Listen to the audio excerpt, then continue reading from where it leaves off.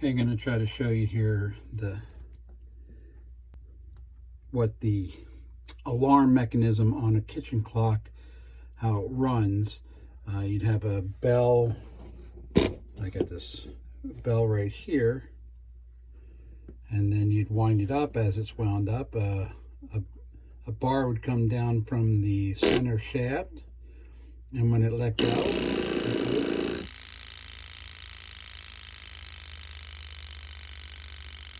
ring a bell, and that would be the alarm mechanism. That's how it works.